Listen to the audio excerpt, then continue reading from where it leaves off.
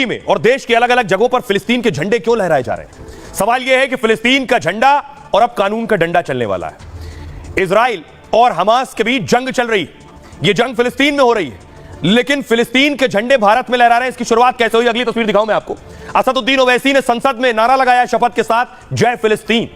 ओवैसी ने नारा लगाया और ओवैसी के नारा लगाने के बाद से देखिए, अगली तस्वीर दिखाऊं, मुहर्रम के जुलूस में देखिए ये फिलिस्तीन का झंडा लहरा रहा है। ये आप दरभंगा की तस्वीर देख रहे हैं, जहां लोग जुलूस के दौरान झंडा लहरा रहे हैं।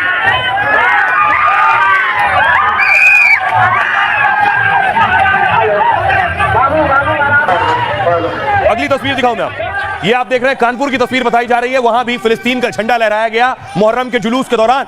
कानपुर पुलिस एक्शन में आ गई, ये तस्वीर आप देख रहे हैं।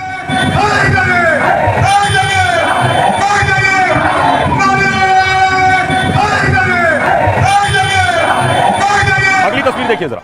यह तस्वीर मैं आपको भदोई की दिखा रहा हूं। 2 रोज पहले भदोई में भी जुलूस के दौरान फिलिस्तीन का झंडा लहरा रहा था। अब सवाल यह है कि ये जो झंडे लहरा रहे हैं, सभी के दिमाग में सवाल है, मुहर्रम का जुलूस है, धार्मिक कार्यक्रम है, उसमें तिरंगा भी है। पहले तो ये धार्मिक कार्यक्रम में तिरंगे की जरूरत क्या है, और तिरंगा अगर है भी तो फिलिस्तीन का झंडा क्यों? ये रिपोर्ट देखिए।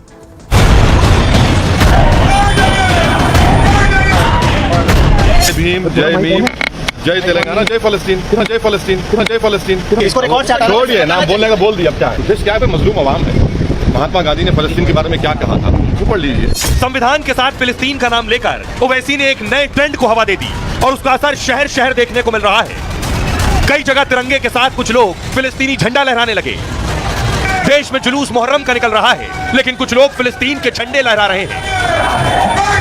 आखिर ये कौन लोग हैं जो माहौल बिगाड़ने की साजिश रच रहे हैं? विदेशी झंडे के बहाने क्या वो त्योहार और जुलूस में हिंसा की आग लगाना चाहते हैं? बड़ा सवाल यह है कि इन पर लगाम कैसे लगेगी। अब इस पर पुलिस ने एक्शन लेना शुरू कर दिया है।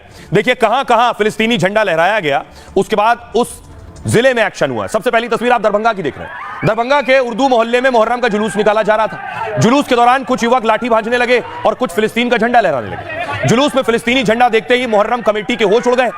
दरभंगा मुहर्रम कमेटी के अध्यक्ष ने जुलूस के दौरान ही युवक से झंडा छीन लिया। वीडियो वायरल होने के बाद प्रशासन भी इस मामले में सख्त हो गया। पुलिस ने फौरन मामला दर्ज कर मामले की जांच शुरू कर दी। कानपुर में भी मुहर्रम का जुलूस निकल रहा था, तभी भीड़ में किसी ने तिरंगे के साथ फिलिस्तीन का झंडा लगा दिया। वीडियो वायरल होते ही पुलिस महकमे में हड़कंप मच गया। कानपुर के कर्नलगंज के एसीपी को इस मामले की जांच सौंपी गई। यूपी के भदोई में भी 4 दिन पहले ऐसी ही तस्वीर सामने आई थी। मुहर्रम के जुलूस में कुछ युवकों ने फिलिस्तीन का झंडा लहराया था। वीडियो सामने आने के बाद 2 नामजद समेत 3 आरोपियों पर एफआईआर दर्ज हुई थी। बाद में बादशाह नाम के 20 साल के एक आरोपी को गिरफ्तार किया गया। इस मामले में मुस्लिम स्कॉलर्स क्या कह रहे हैं, आखिर क्या वजह है, मुहर्रम के जुलूस में ऐसे झंडों की क्या काम है, जरा सुनिए। हज़रत इमाम हुसैन जिनको शहीद किया गया था यजीद और शिमर की फौज के जरिए, और जिनको मतलब कई दिन तक पानी की एक बूंद के लिए भी तड़पाया गया था, प्यासा रखा गया था और बहुत ज़्यादा जुल्म किए गए थे, यानी 72 उनकी फैमिली के मेंबर्स के साथ। ये वही इलाका है, यानी फ़लस्तीन का जो झंडा लेके चल रहे थे उसी इलाके में ये दर्दनाक घटना हुई थी। भारत के जो मुसलमान हैं वो पेट्रियोटिक हैं, उनके ऊपर शक नहीं करना चाहिए, और फ़लस्तीन के झंडों के साथ उनको हिंदुस्तान का तिरंगा भी लेके चलना चाहिए था। ठीक है, बहुत बहुत शुक्रिया। इन जुलूसों में जो हज़रत इमाम हुसैन का है कि जिनके गम में हम लोग ये जुलूस निकालते हैं, उसमें फ़िलिस्तीन के परचम कुछ लोग लेकर चल रहे हैं। फ़िलिस्तीन के झंडे को वहाँ पे बुलंद किया जाता है।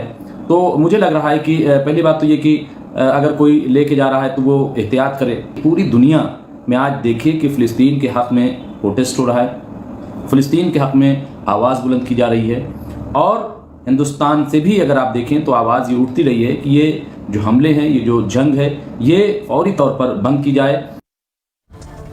संविधान में जुलूस और धार्मिक आयोजन के भी नियम है। किसी जुलूस में संविधान उल्लंघन नहीं होना चाहिए। जुलूस में दूसरे देश का झंडा लहराना गंभीर अपराध है। मुहर्रम जुलूस में फिलिस्तीनी झंडा लहराना इसी श्रेणी में आता है। मतलब यह देश के तिरंगे और संविधान का सीधा अपमान है। भारतीय न्याय संहिता में इसके लिए धाराएं भी हैं। धारा 197 शब्दों, संकेतों या वीडियो से अखंडता का अपमान हो, देश के संविधान में निष्ठा न रखने का दोषी माना जाएगा। इसके तहत 3 साल की जेल और जुर्माने का प्रावधान है। धारा 197 धार्मिक आयोजन में अखंडता का अपमान करता है, मतलब भीड़ को भी संविधान तोड़ने के लिए उकसाता है। इसके लिए 5 साल की कैद और जुर्माना हो सकता है। कानपुर और दरभंगा में क्या एक्शन हो रहा है वो सुनिए।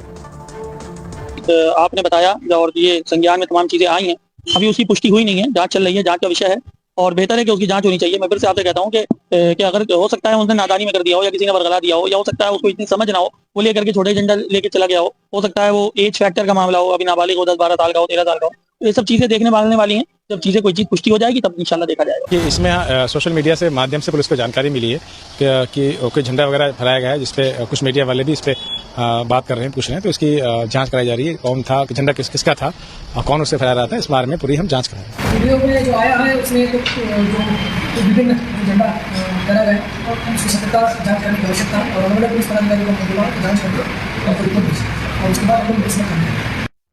सुनिए, ये आपने सुन लिया, जो फिलिस्तीनी झंडा लहरा रहे थे उन पर एक्शन होगा। लेकिन फिलिस्तीन से ही खबर आई है, वो मैं आपको बताऊं। खबर ये है कि फिलिस्तीन में जो लगातार स्ट्राइक हो रही है इजराइल की तरफ से, उनमें उनका सबसे बड़ा कमांडर, अगली तस्वीर मैं आपको दिखाऊं, सबसे बड़ा कमांडर है मोहम्मद दाइफ। एक था कसाई और एक था मोहम्मद दाइफ। मोहम्मद दाइफ मार दिया गया है, जिसे लादेन के नाम से भी जानते थे। फिलिस्तीन में हमास का बड़ा कमांडर था जिसे ढेर कर दिया गया है। ये देख रहे हैं, ये दाइफ। इजराइल ने गाजा में बड़ी कामयाबी का दावा किया है। दावा यह है कि हमास का कमांडर मोहम्मद दाइफ मार दिया गया है। इजराइल ने दक्षिणी गाजा में आज एयर स्ट्राइक की। खान यूनुस के पास अल मवासी में यह एयर स्ट्राइक हुई है। गाजा में इजराइल के इस हमले में 71 की मौत हुई है। दावा है कि सुरंग में छिपा दाइफ भी हमले में मार दिया गया। दाइफ हमास का सैन्य कमांडर और इजराइल का सबसे बड़ा दुश्मन था। एक आंख वाले कमांडर को इजरायली सेना 20 साल से ढूंढ रही थी। सबसे खतरनाक एजेंसी मोसाद को इसने 7 बार चकमा दिया। ओसामा की तरह हमले के बाद ठिकाने बदल देता था ये, इसलिए इजराइल इसे एक आंख वाला लादेन भी कहता था। इसी के इशारे पर हमास ने इजराइल पर सबसे बड़ा हमला किया। मतलब दाइफ को 700 इजरायलियों का हत्यारा माना जाता था। उसे सुरंग बनाकर हमला करने का मास्टरमाइंड माना जाता था। कहा यह जाता है कि उसी ने गाजा में सुरंग का नेटवर्क खड़ा किया पूरा, जो इतना बड़ा है कि इजराइल अब तक उसे खत्म नहीं कर पाया है।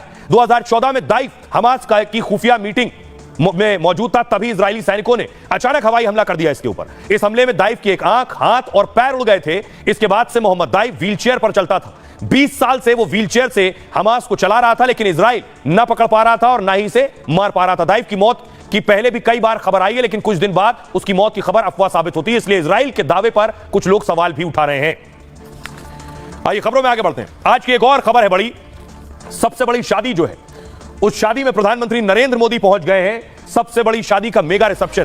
तस्वीर देख रहे हैं आप, ये तस्वीर देखिए जरा। प्रधानमंत्री नरेंद्र मोदी जब पहुंचे अनंत अंबानी परिवार की शादी में, तस्वीर देखिए जरा।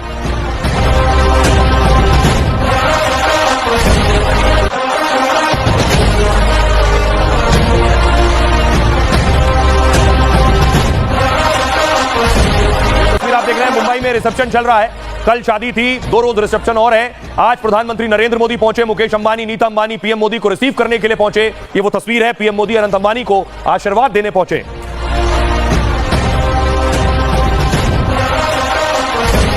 अब आपको दिखाता हूं शादी की कुछ और तस्वीरें जो सामने आई हैं। एक ये तस्वीर है जिसमें अनंत और राधिका एक दूसरे को वरमाला पहना रहे हैं। ये उस वक्त की तस्वीर है, स्टेज पर दोनों मौजूद।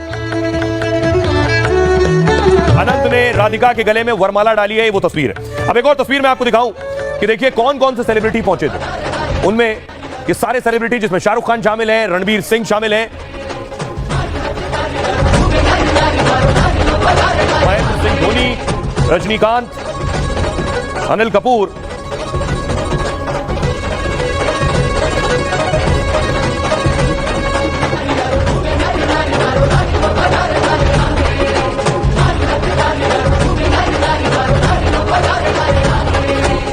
और मास्टर ब्लास्टर सचिन तेंदुलकर भी पहुंचे अनंत को आशीर्वाद देने के लिए। सचिन अपनी पत्नी अंजलि के साथ पहुंचे थे इस शादी में। आइए अब मैं आपको बताऊं, उन मेहमानों से मिलवाऊं वो कौन से मेहमान जो शादी में पहुंचे, जिनकी तस्वीरें अब तक आपने नहीं देखी हैं।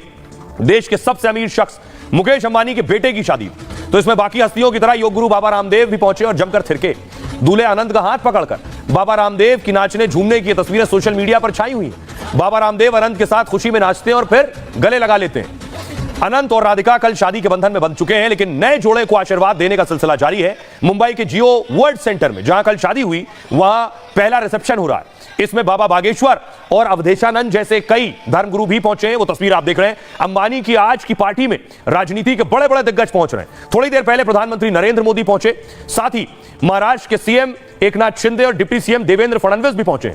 आंध्र प्रदेश के मुख्यमंत्री चंद्रबाबू नायडू भी आशीर्वाद देने पहुंचे, तो केंद्रीय मंत्री चिराग पासवान भी पहुंचे। महाराष्ट्र के डिप्टी सीएम फडणवीस की पत्नी अमृता फडणवीस भी शादी समारोह में पहुंची। अमृता मशहूर मराठी सिंगर और सामाजिक कार्यकर्ता भी हैं।